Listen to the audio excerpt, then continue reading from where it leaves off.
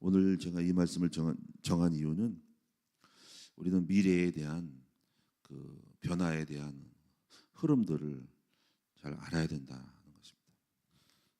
미래에 대한 변화에 대한 흐름. 그래서 제목을 변화의 흐름을 읽는 시나리오. 시나리오가 주제예요. 시나리오 이번 달. 그래서 미래의 변화에 대한 흐름을 읽는 시나리오. 그래서 오늘 본문이 있고 오늘 이 본문은 이제 예수님의 어떤 미래에 대한 그런 예측, 그거는 이제 제자들을 이제 부르시는 가운데서 이제 나온 말씀인데 꼭 제자들만 부르는 것뿐 아니라 여기서 보여주는 것은 예측을 해야 한다는 거죠. 쉽게 말하면 고생을 해야 한다는, 고생을 예측하라 이거지. 쉽게 말하면 여기서 누구든지 자기 십자가를 지고 나를 따르지 않는 자도 능히 내 제자가 되지 못하리라, 이런 말씀을 하면서 이제 비유를 두 가지가 들었는데, 첫째는 망대 비유, 두 번째가 전쟁 비유를 둔 것입니다. 망대 비유는 우리가 망대를 칠 때 준공하기까지, 착공을 해서 준공하기까지, 작업까지, 야 이거 돈이 얼마 들어가지? 몇 개월 걸리지? 뭐 생각했죠. 자재비가 얼마인지, 또 자재비가 얼마인지, 또 인건비가 얼마인지, 시간은 언제 걸린지, 이렇게 이제 계산하다가 자금이 부족하네, 이러면 이제 못 하는 거죠. 그죠? 우리도 마찬가지로 지금 교회 건물도 꼭대기 돈만 있으면 짓죠. 근데 요즘은 건축비가 많이 올라가지고 쉽게 할 일이 아니에요. 건축비가 엄청 올랐어요. 자재가 비싸요. 그래서 상당한 비용이 들어갈 거죠. 아마 몇십억이 들어갈 겁니다. 보통 뭐 하기 나름이겠지만 하여튼 간에 그게 쉽게 할 일은 아닙니다. 그래서 일단은 쉽게 공사하기보다는 우리가 주변에 있는 상가를 조금씩 이렇게 매입을 해가지고 몇 군데 해서 이렇게 해서 나중에 그 쌓이면 팔아서 할 수도 있는 거죠. 자금을 비축하고 있는 거죠. 그 자금을 그냥 조금씩 재산으로서 갖고 있는, 물론 그런 자금들이 쉽게 뭐 상가가 뭐 매각된다라는 부동산은 좀 그런 게 있거든요. 자금 유동성이 떨어져요. 아파트는 금방 팔려도 상가는 잘 안 팔리는 경우 있지만 어쨌거나 그래도 우리가 할 수 있는 건 뭐 지긋하고 아파트 할 일이 아니고 이제 사놓으면서 이제 활용해야 되기 때문에 이제 그럴 수밖에 없는데, 어쨌거나 그런 건 있습니다. 몇 군데 자원을 만들어 놨다가 이렇게 이것도 만들면 이제 합하면 커지거든요. 그때 싹 정리해가지고 하는 거죠. 또 하면서 나중에 또 팔면 되니까. 그래서 지금 어떻게 보면 지금 건축을 안 하는 게 아니에요. 언젠가는 할 수 있어요. 돈만 있으면. 지금부터 이제 그 비용을 만들어서 축적해서 뭉쳐서 지르려는 거예요. 그런 거를 갑니다. 또 만약에 또 너무 비용이 많이 들면 안 할 수도 있습니다. 상황에 따라 가는 거죠. 그러니까 우리가 말하는 건 뭐냐면은 이제 우리는 지금 예측을 하니까 그런 작은 망대 비유를 들면서 너희들도 망대 비용이 들어가면은 지금 얼마 들어갈지에 따라서 준공하냐 착공하기까지, 그러면 기다리냐, 좀 물가가 좀 싸지고 인건비가 싸지면 하겠냐, 이렇게 계산한다는 거야. 두 번째 부분은 같은 의미로 전쟁할 때 우리가 지금 현재 1만 명의 병사가 있는데 2만 명이 지금 쳐들어오면은 자 전쟁에서 이길 수 있을 확률이 있을까? 1만 대 2만 명. 자 이길 확률을 계산 때리겠죠. 자 싸워 이겼다. 아니면은 또 어쩔 수 없는 상황에 싸워야 되겠다. 근데 만약에 가능하면 싸우지 말고 같이 하자. 서로 잘 지내자. 우리도 물론 어렵겠지만 당신도 피해 있지 않냐.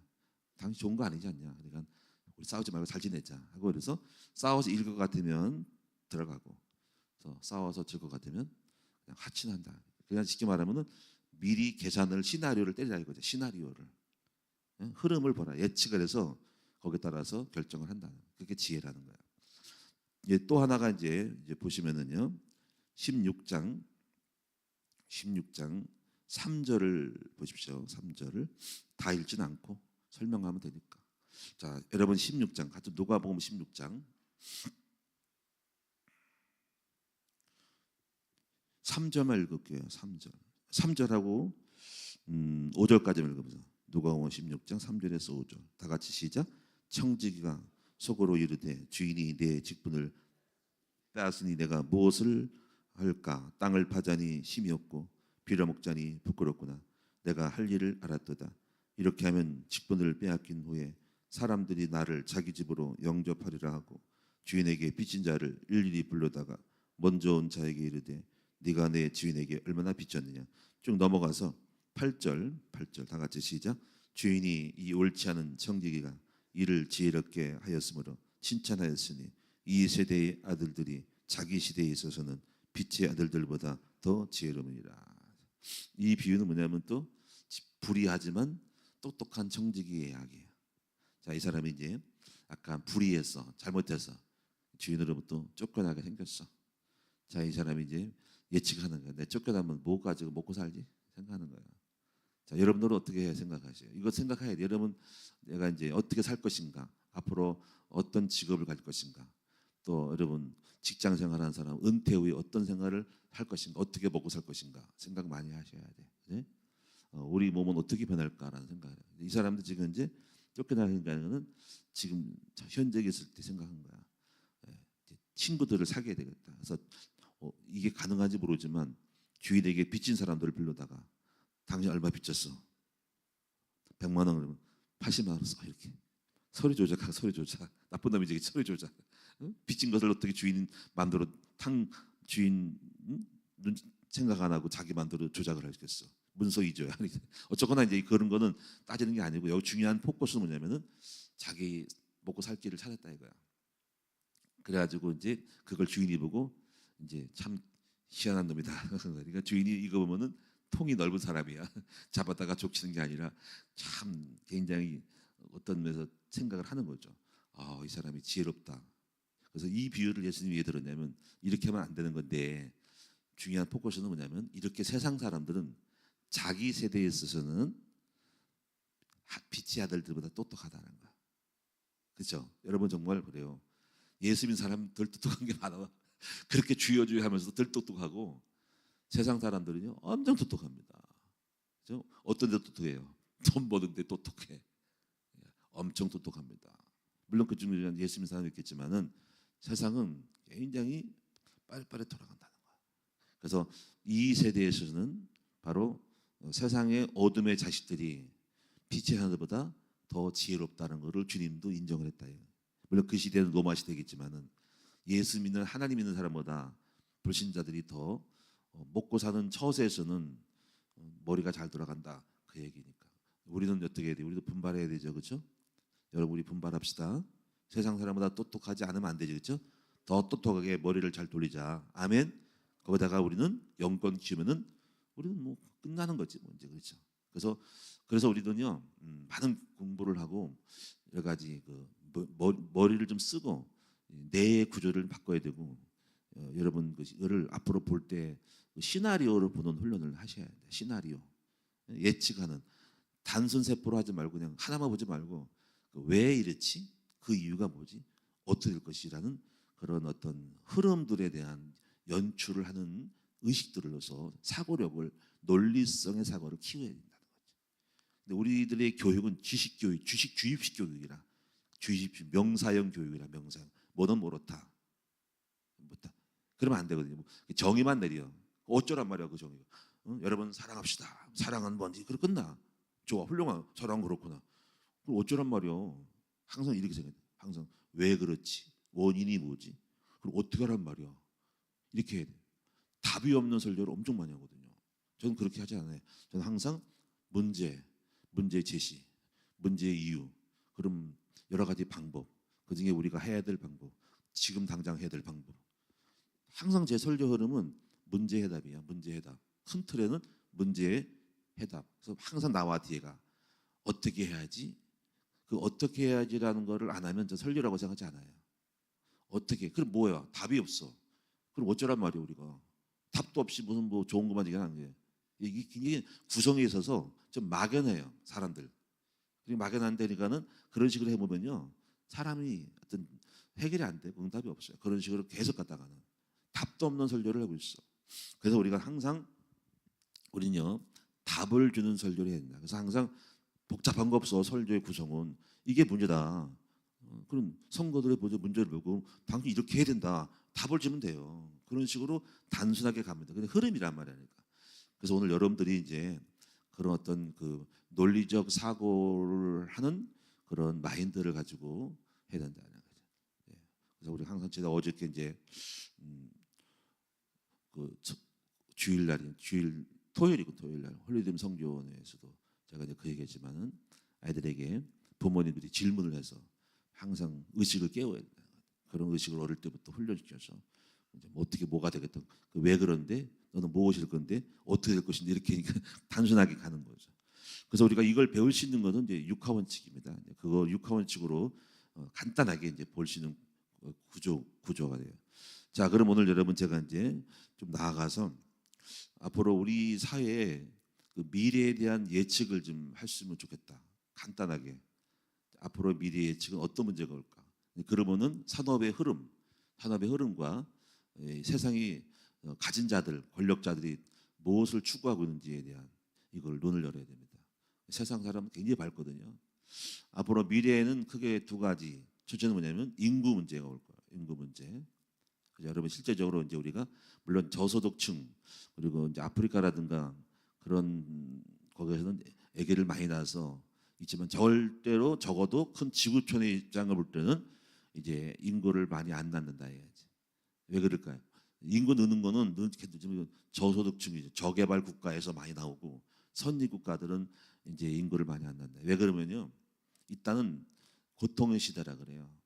힘든 시대는 아기를 낳기를 쉽지 않죠. 경제 먹거리가 없으면 먹고 사는 게 힘드니까 애 낳아가지고 어떻게 먹고 사냐라는 문제가 대두돼서 그래서 아기 많이 안 낳으려 그래요. 그 아기들에 대한 비용, 아기 키워가지고 대학교 보내고 시집장가 보내는 그 비용이 엄청 많이 들어간다고 생각하는 거야. 예? 예. 그런 부분이 있고 그러니까는 여러분 결혼에 대한 것도 늦는 거예요. 비용이 많아지고 애 이양할 뻔 안 낳고 그냥 나 혼자 살지. 뭐하라 그 힘들게 우리 결혼이라는 그 비용으로 애 낳는 기운을 생각하는 비혼으로 가게 되고 그러다 보니까는 이 저출산이 오는 거죠. 그러니까 저출산이 오게 되면 어떤 문제가 올까요? 노동력 감소가 오겠죠. 노동력 감소는 또 산업 현장에 문제가 옵니다. 그래서 제조업이라고 하는 그런 부분들은 우리가 하기 힘들죠. 이미 우리나라 같은 공장 우리는 저 인구 많은 쪽으로 다 보내는 거죠. 인구 많은 쪽으로 제조 끝나서 고부가 가치 첨단업 쪽으로 갈 수밖에 없는 거예요. 그래서 인구 문제가 올 때 여러분요, 특별히 또 이제 산업 현장에서는 노동자의 이 인건비가 이제 증가되겠죠. 왜냐하면 인구가 없으니까 그렇죠. 그래서 하다 보니까는 외국인들을 많이 이민들을 유입을 하는 경향을 갖고 있을 거야. 그렇죠? 그래서 우리 실제로 우리가 이제 외국인들이 노동자들이 많이 들어오게 되고 있고 그건 필연적으로 산업 현장에 인력이 없기 때문에 또 우리가 이제 우리 힘들다고 해가지고 우리나라 사람들을 피하니까 여러 가지 산업 현장에 공장에 어려운 쓰리들 하잖아요. 더티하고 무슨 더럽고 이런 거 여러 가지 그거를 안 하려니까는 외국인 노동자로 대체하니까 외국인이 많이 오겠죠. 외국인이 오는 비자 정책들을 많이 줄 수 있고 그리고 그러면 여러분 사회적으로 문제가 올 수 있어요. 다문화 사회가 되기도 하는 거죠. 그들이 이제 주류가 되고 사회의 어떤 이제 인구가 많아지면은 문제가 옵니다. 실제로 많이 오는 중에 동남아시안 중에는 이슬람 사람이 많이 오겠죠. 이슬람 사람이 온다면 여러분이 모스크를 세운다는 거죠. 지금 눈에 안 띄지만 그런 이민자들에 의하여 압박에 의하여 모스크를 세우는 요청이 올 것이고 그럼 여러분 이제 볼 거예요. 아마 모스크 이슬람 사원이 볼 것이고 그리고 국회의원 중에는 비례대표가 생겨가지고 비례대표 중에 이미 이제 국회의원이 뭐 이슬람 거를 갖고 있는 그런 어떤 국회의원이 나올 겁니다. 이미 미국은 뉴욕 시장이 이슬람 사람이에요.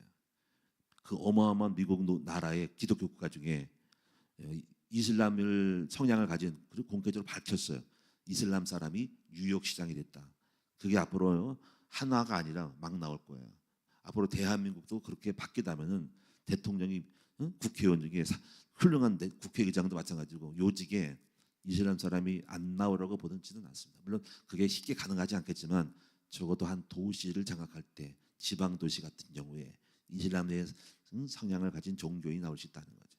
자, 이런 것은 이제 차지하고도 첫째 그래서 인구의 어려움을 통해서 산업 현장의 그 인력이 부족함으로 대체할 수 있는 것이 뭘까요? 로봇입니다. 그러니까 로봇이 이제 미래의 인력을 대체하는 대안이 됩니다. 그래서 보통 로봇 하나에 로봇 하나에 6명의 인력을 대체한다고 통계가 나왔어요. 로봇. 그래서 그러니까 지금 로봇이 시장이 시작인데요. 앞으로 2045년까지 20년 동안 로봇 시장이 활성화된다는 거야. 그러면 여러분 우리 시대는 로봇으로 끝나는 인생이야. 테마가 그래. 이 섹터라는 로봇의 시대라는 거. 지금 현재 그러면 이제 휴머노이드 로봇, 산업형 로봇으로 여러 가지 나눌 수 있는데 당장은 우리 실체적으로 우리 몸에 가까워지자면 실제로 여러분 식당 가면요, 식당이 어느 식당에는 로봇이 와서 사람 안 오고 그냥 와서 앞에 딱 앉아가지고 물건 빨리 내리라고 내려온다고. 그럼 알았습니다 하고 내려놓고 간다고 지가. 앞으로 여러분요 이 로봇 시장이 휴머노이드 로봇 시장이 산업형 로봇으로 막 기계화 작업 그리고 로봇으로 해서 팔 수술 의사도 부족하니까 깊이 컴퓨터 프로그램 해가지고 들어가는 거잖아요. 그래서 들어가서 로봇 시장이 활성화된다는 거죠. 나중에 로봇이 지금 비싸지만 앞으로 개발 많이 되면 쌀 거예요. 싸질 때는 어려. 우리 훈남보다 우리 당에서 의논할 거예요. 목사님 우리 로봇 하나 들어놓자고. 어디서 몰라고? 안내위원으로. 입구에 안내원 있어. 어서 오세요. 이쁜 여자 로봇은 사야 돼. 예쁘게 해가지고 안녕 어서 오세요. 저희 큰나무 교회는 행복한 교회입니다. 2층에는 본당에는 2부 예배 3배가 드리고 새벽 예배는 여기서 드리고 주일학교는 여기 있습니다. 은혜 많이 받으세요. 할렐루야 나올 거예요. 그래서 제가 분명히 한번 여러분 로봇이 싸니까 한번 도입하자 그러고 아니면 우리 설교자를 하나 태울까?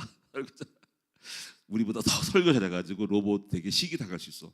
로봇 설교를 엄청 논리적으로 잘해. 다 데이터 해가지고 사랑에 대해 설교하면 로봇이 와서 로봇 목사가 그러면 후감이 역사하시다 안 되겠지만은 그럴 수 있는 가능성이 있고 우리 교회는 아니더라도 일반 사회 단체는 생활 로봇이 많이 온다. 생활 로봇이. 그러면 앞으로 그러면 여러분이 돈 쪽이가 어디로 흘러가는가? 돈이 로봇으로 흘러가는 거죠. 그래서 그런 로봇을 만들기 위한 수많은 인프라가 구축돼야 되겠죠. 로봇을 만들기 위한 반도체 그리고 기억 장치, 램. 그래서 지금 요즘 강대역 폭이라 가지고 HBM 로봇에 메모리 칩을 쌓아 넣는 거 있어요. 그런 것들이 있고 그다음에 로봇의 정보들을 모을 수 있는 데이터 센터가 있어요. 데이터 센터를 지금 엄청난 컴퓨터 칩들에 대한 어마어마한 센터들을 개축하는 게 있어요. 지금 우리나라 지금 지방인가 어딘가 있을 거예요. 데이터 센터를 만들고 있고 그 데이터 센터 로봇에 대한 수많은 그 정보들을 수집하는 엄청난 메모리 컴퓨터 센터를 말하면 돼. 그 데이터 센터가 있고 그다음에 로봇을 가동하기 위한 어떤 에너지, 전기의 효율, 전기에 대해서 엄청난 에너지가 들어간다고.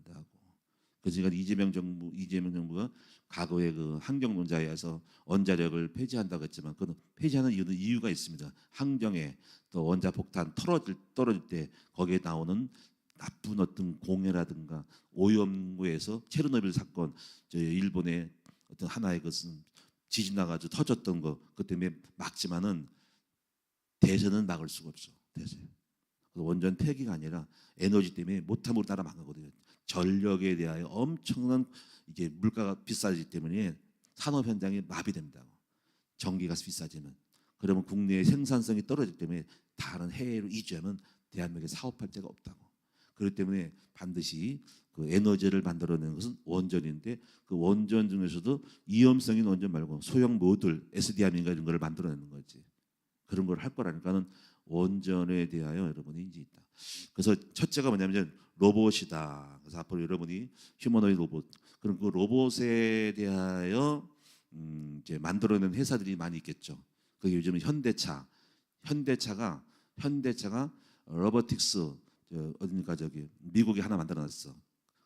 그거하고 기타 모든 회사들이 엔비디아든가 칩들이 전부 회사들이 전부 그걸로 쏠려 있어요. 그래서 그런 쪽으로 간다. 그래서 머리 기억 장치 관절 이 만든 회사들에 대한 그런 소부장 회사들 큰 대형 회사들이 간다. 그러고 정보의 플랫폼이 네이버예요. 정보의 플랫폼이 네이버에서는 일반 어떤 그 자료 정보들을 다 주는 하나의 플랫폼인데 그 시대가 이제 컴퓨터 시대를 로봇으로 바뀐 로봇의 데이터 세대를 만들려고 하는 거죠. 그래서 지금 현재 여러 가지 그것 때문에 오는 변동에 대한 것이 많습니다. 그래서 로봇이 많아지고 그래서 지금 요즘은 화폐에 대한 것이 떨어져서 알고리즘 화폐가 생겨서 이제 비트코인이 막 뜨는 시대가 오는 거예요. 그래서 숫자적으로 오는 교환 문물. 지금도 여러분 중국 가면 돈 안 써요. 중국은 별로 화폐를 지방 소도시 가면 쓰지만은 일반 어느 정도는 전부 카드 결제로 하고 갑니다. 근데 그것이 이제 코인으로 간다. 근데 코인 중에서도 화폐처럼 사용할 수 있는 스테이블 코인으로 간다는 거죠. 그리고 또 스테이블 코드가 하나의 기축 통화가 될 수 있다. 이건 달러인데 그 코인 내에서 통화는 그 테더, 뭐 이더럼 이런 거 있잖아요. 비트코인을 가는데 화폐와 달러와 같이 똑같이 연동하는 거, 금으로 연동시키는. 그래서 똑같이 그 코인은 형태가 없는 자산이거든요. 그 형체가 있는 자산을 만들 때 신뢰할 수 있는 것으로 해서 앞으로 그렇게 갑니다. 그래서 컴퓨터 시대는 더구나 이제 돈 안 써요. 그래서 코인으로 가는 항자가 많다는 거죠. 그래서 그런 것들을 나중에 예측할 수 있어서 코인 시장에 나오고 그거는 죽을 수가 없는 시장입니다. 정식으로 화폐로 인정하는 스테이블 코인으로 인정. 그걸 미국이 잡으려고 하는 거죠. 미국이 잡으려고. 그런 거 있고요. 두 번째 보면은요, 인구로 인해서 오는 로봇. 두 번째는 에너지로 인해서 오는 미래 예측을 해야 돼. 에너지 시장. 그래서 그 에너지가 지구촌의 에너지가 거의 고갈되는 상황. 몇십 년 쓰면은 석유 자원 고갈된다 이거야. 그럼 지금 나머지 있는 자원이 어딜까요? 바다에 있어요. 그리고 지금 지구에 있는 미개발 지역의 나라. 왜 미국이 지금 그린란드를 먹으려고 할까? 여러분 우리는 아무도 몰라요. 근데 정책자들과 하나의 정책 입안자들은 생각하는 거야. 미국이 무엇으로 앞으로 에너지 정책을 쓰지? 태양열? 그러니까 그 태양열에 대한 에너지를 끌지만 태양은 불규칙하고요. 왜냐하면 해가 지거나 비가 오면 전기에 대한 충전이 안 돼. 물론 충전할 수 있지만은 그거 하나가 있고 대안으로 태양열에 대한 에너지 정책이 있고. 그리고 또 하나 뭐냐면 실물적인 에너지는 석유 자원보다도 많은 히토리라든가 여러 가지 자원들, 특히 쓸 수 있는 자원이 바다에 묻혀 있다고. 그리고 그 바다를 잡고 미개발되어지는 그런 어떤 얼음 땅, 동토의 땅, 그린랜드라든가 여러 가지 그런 땅에 자원이 있어서 그 땅 뺏기는 거야. 그래서 트럼프 씨가 지금 현재 그 땅을 먹으려고 통보했고, 베네수엘라 같은 것도 침공한 이유도 여러 가지가 마두로를 잡아먹었지만 사실은 그 나라에 대한 미국 정부를 세워서 통치권을 가지기 위해서 석유 자원을 뺏으려고 하는 거예요. 지금 에너지 전쟁입니다. 그 에너지 전쟁 때문에 지금 중국이라는 나라도 지금 계속적으로 자기 영토를 확장하려고 지금 섬이라든가 그리고 서해 구점을 세운 이유도 그 서해 땅 밑에 계속적으로 자금자금 가지고 영토 주장해서 공식적으로 영토에 대한 자기 해리를 만들어서 국제법상 그 땅에 주도권을 가지려고 구점을 세우는 거예요. 그 이유 뭘까요? 거기 아무것도 없는데 그 바다의 땅에 바다 밑에 앞으로의 중국 사람이 먹고 살 수 있는 자원이 있다. 이거 그 땅을 먹으려고 하는 거예요. 결국 자원 전쟁이에요. 자원 전쟁입니다. 그리고 또 이제 중국 같은 경우는 바다를 뚫고 나가는데 뚫고 나가는 길이 없어. 그래서 이제 대만이라는 나라에 거기다가 막혀서 제1도료선을 막혀있기 때문에 그 나라에 거기에 막혀 있다고. 그리고 미국은 막으려고 하는 거야. 쭉 쳐서 줄을 쳐서 대만이 하나의 앞에 방파제를 역하는 거야. 또 대만을 먹을 이유는 대만은 TSMC라고 반도체 최고 회사가 중국에 있다고, 대만에 있다고. 근데 물론 그것을 뺏기지 않겠지만은 아마 땅은 줘도 아마 그 자료는 뺏어가고 넘길 거예요. 미국이 가져가서 옮기겠지만, 근데 만약에 중국이 그걸 먹으면은 세계의 반도체 시장을 먹을 수 있고 그 중국의 회사가 있단 말이에요. 가장 좋은 거는 합병하는 거지만은 어쩌고 그렇다는 거예요. 그러니까 그거를 뚫어야만이 중국의 배가 태평양 시대를 나가가지고 항공모함을 질 때 지금 좁은 통로로 갈 수 없는. 그리고 거기 대만 해협은 무역 물동량의 거의 몇십 프로가 제가 거의 모르지만 70% 이상이 그걸로 가요. 그걸로 지나가는 거야. 석유, 무역, 수출, 수입이 다 걸러 가서 거기에 따라 오는 비용들이 지금 현 상태에서 유지가 되는데 그걸 막아버리면 뺑 돌아가야 돼. 돌아갈 때는 물류 비용이 증가돼서 산업 경쟁력이 떨어진다고. 떨어지기 때문에 그거를 막혔다고 하는 것은 중국이 먹고서 오지 마 하면은 특히 일본하고 우리나라는 산업 현장에 충격을 받고 망하기 좋은 나라가 될 수 있는 거예요. 안 그러면 비행기로 가는데 비행기 값이 들어가는 저 멀리 태평양 저쪽 넘어갈 수 없는 거잖아요. 근데 그 땅으로 지나가야 대륙으로 들어가는 길이 거기라고 그걸 중국이 딱 막아버리면 모든 일본이 특히 그래서 목숨 거는 거야 그게. 그래서 대만에 대한 거를 딱 중국이 먹어버리면은 물동량에 대한 것이 막혀서 세금을 거둘 것이고 비용을 또 증가할 것이고 그래서 산업의 경쟁의 침체가 와서 우리는 어렵다는 거지. 그래서 전 대만을 막는 거예요. 못 뚫도록 막는 거라는 거죠. 이런 것들이 있다. 거죠. 우리 예측 많이 해야 됩니다. 자, 시간이 많이 가는데 하나만 더 말씀드리고 이런 것들을 미리 여러분 예측을 하셔서 그 두 가지만 기억하세요. 그리고 이제 여러분 그 에너지에 있어서 우리가 왜 그 땅만 있는 것이 아니고 하늘도 있거든요. 하늘에서 또 에너지를 찾으려고 그래요. 그래서 이제 이 머스크라는 사람은 우주항 쪽으로 우리는 감히 꿈도 못 꾸는 상상을 하죠. 돈이 많은 사람들은요 먹거리를 글로 돌리는 거야. 그래서 우주항공 시대. 그리고 지금 이 지구촌에가 너무 커져가지고 다 볼 거 다 봤어. 그럼 이 사람들은 생각하는 거예요. 앞으로 먹거리 어찌나 관광자원을 화성을 개발해서 화성으로 가는 비행기를 지금 부산 가는 KTX처럼 만들어서 비행기를 외국 가서 여행하듯이 화성 가는 여행 열차를 만들겠다 이거야. 가지고 화성으로 가는 비행기를 많이 만들어서 관광을 해가지고 그 돈을 벌겠다는 거야. 그리고 화성에 가서 그런 화성반을 다른 나라 개발해가지고 에너지를 끌어당기는 거야. 그거를 모스크라는 쪽에 돈 많은 사람은 그쪽으로 방향을 틀은 거라고. 그래서 앞으로 지금 그 화성 우주 항공 쪽에 대한 그 테마가 있는 거고, 그리고 로봇에 대한 테마가 있다라는 거예요. 이거를 여러분 시대의 흐름 속에 봤는데 이것이 언제 이루어질지 모르지만 바로 우리의 시대가 가까웠다. 40년, 50년. 보통 로봇 시장은 2045년까지 보는데 25년이에요. 지금은 초기 시작이라 아마 엄청난 경제 물질의 흐름이 글로 간다 하는 거예요. 지금 보세요. 지금 전부 전 세계가요 로봇으로 꽂혔어요. 로봇으로 전부 로봇입니다. 그래서 꽂혀가지고 거기에 따른 회사의 모든 돈줄기를 큰 기업들은 먹고 중요한 건 여러분 우리는 앞으로 미래 시대에 로봇이 생기면은 일자리가 줄어든다는 거죠. 그 일자리는 그 로봇을 우리는 만들 수 없고 로봇과 관련 사업을 개인 사업에 할 수가 없어요. 대기업만 할 수 있어요. 그래서 앞으로 여러분요 물론 남아 있는 사업체가 있겠지만 청년들이 일자리가 많이 줄을 거예요.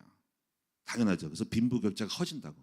빈부격차가 커서 부은 사람은 전문가들은 돈이 많아지고 없는 사람 많아지고 없는 사람은 없어져 쪼그라들어.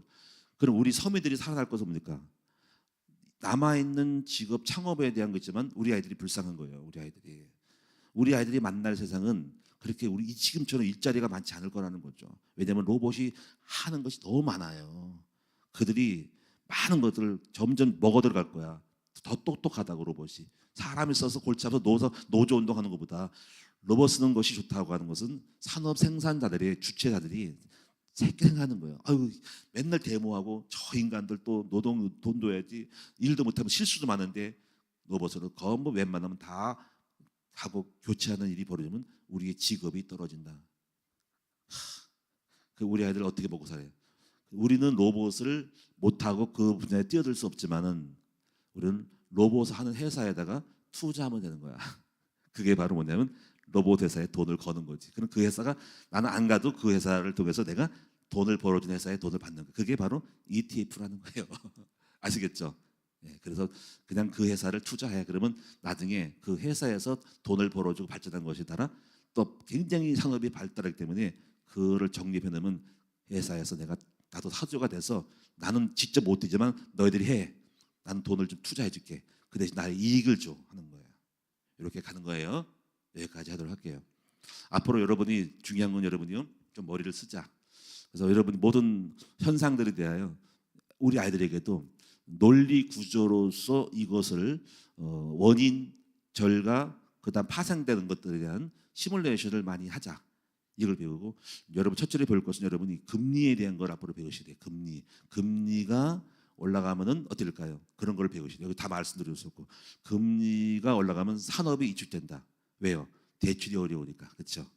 돈 대출 많이 하면 그러면 회사들이 대출을 안 받기 때문에 산업이 위축돼서 경기가 침체된다. 그럼 중앙은행에는 미국의 연방중앙이라든가 한국은행 같은 경우는 금리를 조절해요. 너무 경기가 안 돼. 금리를 풀어야지. 대출 이자를 내려야지. 그럼 돈이 많이 돌아. 돈이 많이 들면은 많은 사람이 대출 받아서 차도 사고 집 사고 부동산도 투자하는 거야. 그러면 이제 또 경기가 가열된다고. 경기가 가열되면 인플레이션이 올라가. 또 물가가 올라가면 또 올라가. 그러면 힘들어져. 그러면 나라가 정부에서 또 이거 봐라. 인플레이션 올라가는데 물가 올라가는데 금리 때려. 좀 올려. 이렇게 조정하는 거야. 그러니까 이 사람들은 갖고 노는 거야. 갖고 노는 거야. 그죠? 이런 거 있어요. 그래서 여러분이 세상은요. 우리가 생각하지 못하는 것만큼 이런 세계의 실물 자산과 흐름에 대해 어마어마한 생각을 갖고 있는 거야. 우리는 살아남아야 돼. 저도 그래서 교회가 왜 학교를 하느냐? 인구가 없어서 앞으로 미래의 유럽 사회는 그래서 유럽의 교회가 망한 거야. 우리는 그럴 수 없어. 아이들이 줄어든 사이에 교회의 대책은 무엇이냐? 아이들이 오게 하는 전략을 써서 교회가 미래에 살아남을 수 있는 대책을 해야 한다. 기도하겠습니다. 하나님 감사드립니다.